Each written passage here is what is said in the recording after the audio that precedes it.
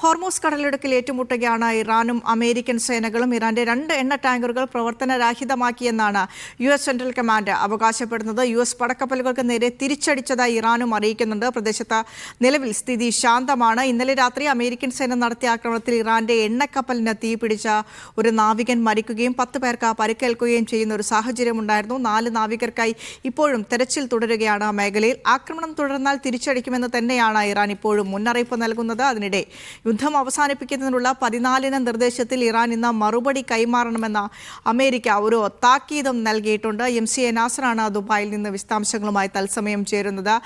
നാസർ, ഏതായാലും തിരിച്ചടി, അതിന് മറുപടി ഇറാനും നൽകുന്നു. അപ്പോൾ ആ രീതിയിൽ സംഘർഷാവസ്ഥ പശ്ചിമേഷ്യയിൽ തുടരുകയാണ്. ഹോർമൂസിലെ പ്രതിസന്ധിക്ക് ഒരു അയവില്ല എന്നാണോ മനസ്സിലാക്കേണ്ടത്?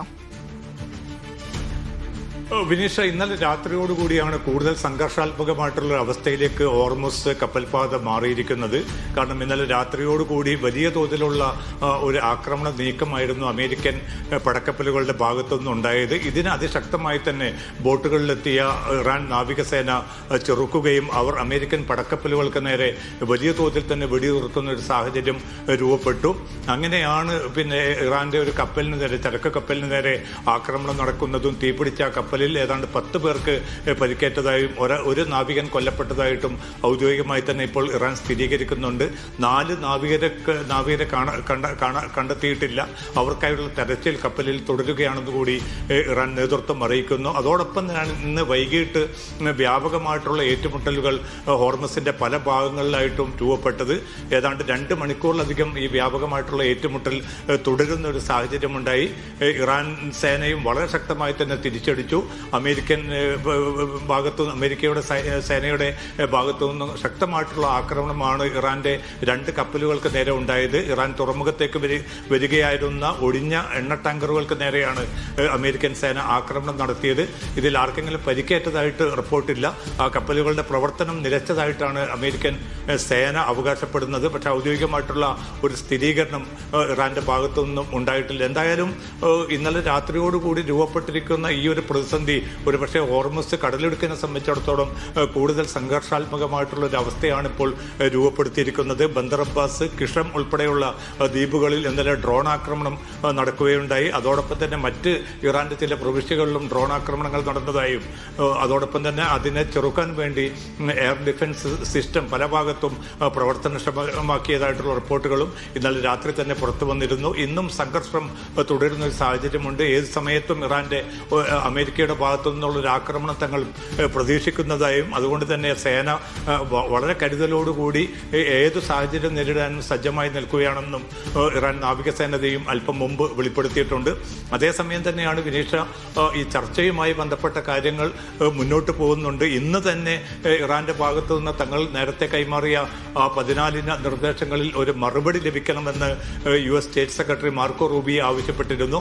അത് ഇറാൻ നേതൃത്വം ഇപ്പോൾ അല്പം മുമ്പ് ഇറാന്റെ സർക്കാർ വക്താവ് ഔദ്യോഗികമായി തന്നെ നിരാകരിച്ചിരിക്കുകയാണ്. സമയപരിധി നിശ്ചയിച്ചുകൊണ്ടും ഭീഷണികൾ ഉയർത്തിക്കൊണ്ടും തങ്ങളെ പിന്നെ വരുതിയിൽ കൊണ്ടുവരാമെന്ന് അമേരിക്ക കരുതേണ്ടതില്ല. അമേരിക്ക കൈമാറിയിരിക്കുന്ന 14 നിർദ്ദേശങ്ങൾ പഠിച്ചു വരികയാണ്. എപ്പോൾ ഒരു തീരുമാനമാവുമോ ആ ഘട്ടത്തിൽ അത് മധ്യസ്ഥ രാജ്യമായിട്ടുള്ള പാകിസ്ഥാന് കൈമാറും. അതിനിടയ്ക്ക് ഒരു സമയപരിധിയും അന്ത്യശാസനവും നൽകിക്കൊണ്ട് പിന്നെ ഒരു തീരുമാനം എടുപ്പിക്കാൻ ഒരു പരമാധികാര രാജ്യത്തിന് മേൽ അമേരിക്ക ആ നിലക്കുള്ള നീക്കങ്ങൾ നടത്തേണ്ടതില്ല എന്ന വളരെ ശക്തമായിട്ടുള്ള ഒരു മുന്നറിയിപ്പാണ് ഇപ്പോൾ ഇറാൻ വിദേശകാര്യ മന്ത്രാലയ വക്താവിൻ്റെതായിട്ട് ഇറാൻ TV ഇപ്പോൾ പുറത്തുവിട്ടിരിക്കുന്ന വാർത്ത. എന്തായാലും ഈ സ്ഥിതിഗതികൾ സംഘർഷാത്മകമായിട്ട് തുടരുന്നത് മേഖലയിലെ രാജ്യങ്ങളെ സംബന്ധിച്ചിടത്തോളവും സ്വാഭാവികമായിട്ടും ആശങ്ക വർദ്ധിപ്പിക്കുന്നുണ്ട്. കാരണം ഒരു വെടിനിർത്തൽ നിലനിൽക്കുന്ന ഒരു ഘട്ടത്തിൽ തന്നെയാണ് തുറന്ന ഏറ്റുമുട്ടലുകളിലേക്ക് 2 സേനകളും നീങ്ങുന്ന ഒരു സാഹചര്യമുള്ളത്. പാകിസ്ഥാൻ ഉൾപ്പെടെയുള്ള മധ്യസ്ഥ രാജ്യങ്ങൾ ഒരു പ്രകോപന നടപടികളിൽ നിന്നും മാറി നിൽക്കണമെന്ന് അമേരിക്കയോടും ഇറാനോടും ആവശ്യപ്പെട്ടിട്ടുണ്ട്.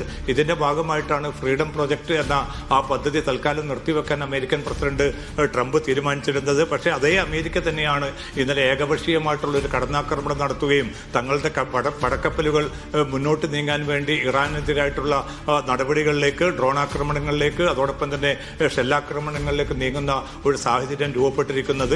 എന്തായാലും ഈ കപ്പൽപാത ഇനി കൂടുതൽ സംഘർഷത്തിലേക്ക് നീങ്ങുന്നത് ലോക സമ്പദ്ഘടനയെ സംബന്ധിച്ചിടത്തോളം, ആഗോള ഊർജ്ജ സംവിധാനങ്ങളെ സംബന്ധിച്ചിടത്തോളം വളരെ പ്രതികൂലമായിട്ടുള്ള ഒരു സാഹചര്യമാവും സൃഷ്ടിക്കുക. എങ്കിൽ പോലും മധ്യസ്ഥ രാജ്യങ്ങൾ വലിയ പ്രതീക്ഷ തന്നെയാണ് ഈ ഘട്ടത്തിലും പങ്കുവെക്കുന്നത്.